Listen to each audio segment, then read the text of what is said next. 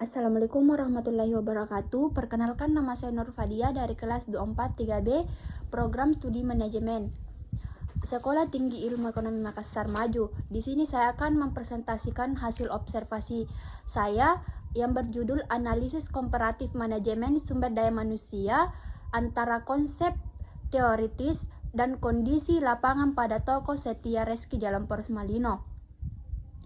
Ada pula di sini materinya, manajemen sumber daya manusia pada usaha skala kecil seperti toko Setia Reski menunjukkan bahwa praktik pengolahan sumber daya manusia di lapangan seringkali bersifat sederhana dan informal. Berdasarkan hasil observasi, perencanaan tenaga kerja belum dilakukan secara tertulis, melainkan menyesuaikan kebutuhan operasional harian. Dalam teori manajemen sumber daya manusia, perencanaan SDM seharusnya dilakukan melalui analisis jabatan dan peramalan kebutuhan tenaga kerja agar jumlah dan kualitas karyawan sesuai dengan tujuan organisasi. Meskipun belum ideal, pola perencanaan reaktif ini masih dianggap wajar dalam konteks usaha kecil karena keterbatasan sumber daya dan struktur organisasi. Selanjutnya, ada pula pada aspek rekrutmen dan seleksi. Toko Setia Reski menerapkan sistem rekrutmen informal melalui rekomendasi, kerabat, atau kenalan. Seleksi dilakukan berdasarkan pengamatan langsung terhadap kemampuan kerja dan sikap calon karyawan.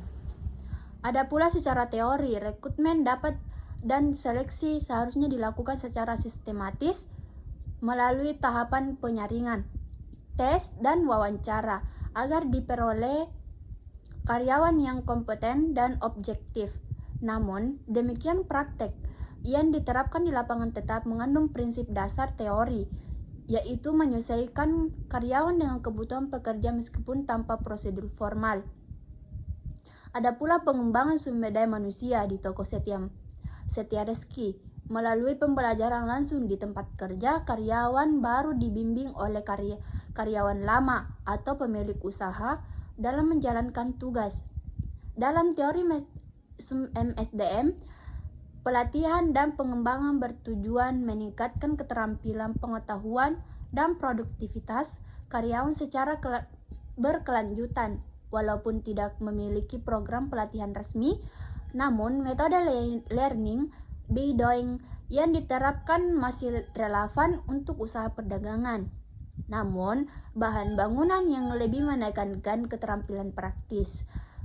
Selanjutnya, dalam hal perencanaan karir, hasil observasi menunjukkan bahwa tidak terdapat jenjang karir.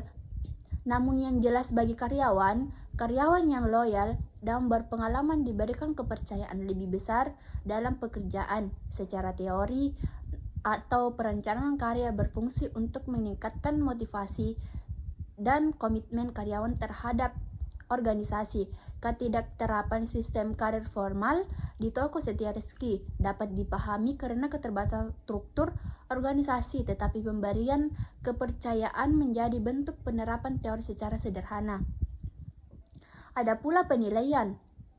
Penilaian prestasi kerja dilakukan secara langsung oleh pemilik usaha berdasarkan kedisiplinan, kehadiran, dan hasil kerja karyawan. Sistem imbalan berupa gaji rutin dan insentif lembur juga diterapkan dalam teori MSDM.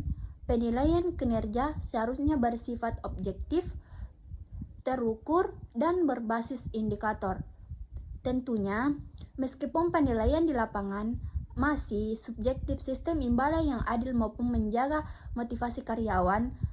Ada pula aspek pemilihan dan pemberhentian karyawan. Toko Setia Reski menerapkan pendekatan kekeluargaan sehingga hubungan kerja berjalan harmonis dan tingkat pergantian karyawan relatif rendah. Teori sumber daya manusia menekankan pentingnya pemeliharaan karyawan melalui hubungan kerja yang baik, rasa aman, dan kepuasan kerja.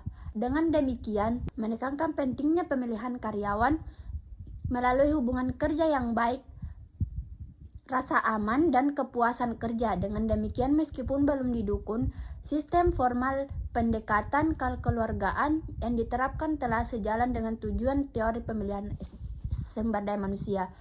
Ada pula secara keseluruhan, hasil observasi menunjukkan bahwa penerapan manajemen sumber daya manusia di Toko Setia Reski belum sepenuhnya sesuai dengan konsep ideal dalam teori sumber daya manusia.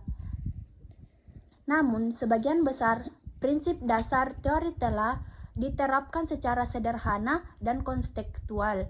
Hal ini membentukkan bahwa teori manajemen sumber daya manusia tetap relevan sebagai kerangkaan analisis meskipun penerapan perlu disesuaikan dengan kondisi dan skala usaha. Sekian presentasi dari saya, hasil observasi yang saya presentasikan. Assalamualaikum warahmatullahi wabarakatuh.